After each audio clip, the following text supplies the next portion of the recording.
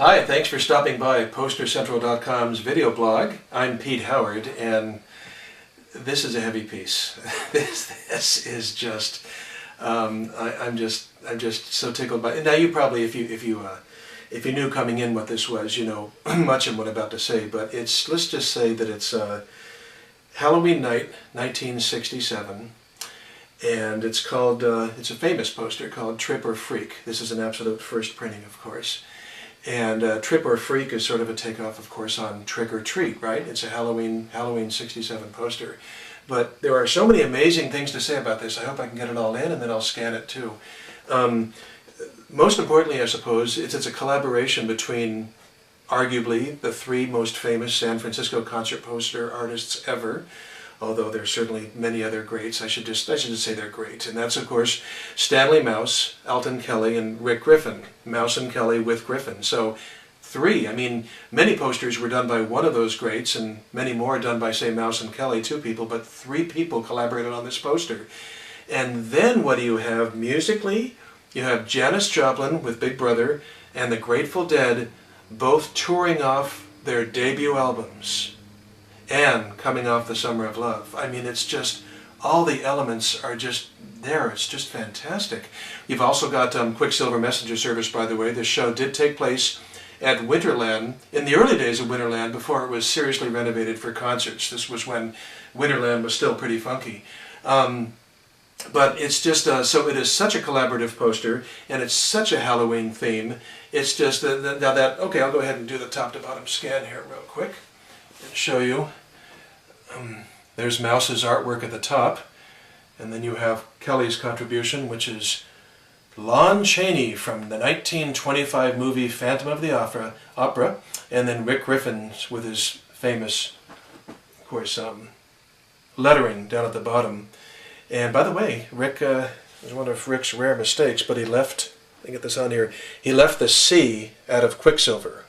So it's Q-U-I-K, Silver Messenger Service. That's okay, we all make mistakes, including many by me on this video blog. This is a big guy to hold up here. So that's Lon Chaney in the middle. And I just sat down, I have to get up again. What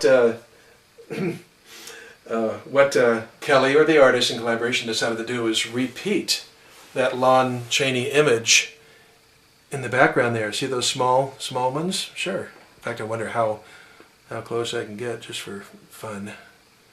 Working on reverse for me, but those actually appear there 598 times. And if you think I was crazy to count them all I have to do is count, of course, one vertical and one horizontal roll and do the math. But yes, that's plus the one in the middle. That's pretty much almost 600 times that Lon Chaney image appears on this poster.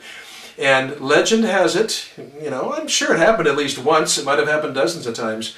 After the show and stuff, acid heads and hippies, whatever you want to say there, would cut this poster up and take those little Lon Chaney images and use them as to carry hits of blotter acid and sell them that way or give them out that way. So the poster had this great, secondary use after the show. Maybe that's one of the reasons it's more hard to find now. So we've talked about Rick Griffin's lettering. We've talked about Kelly's contribution of the Lon Chaney face. But this part at the top, Mouse's part, is rather curious because, there you go. I can talk about it while it's centered there.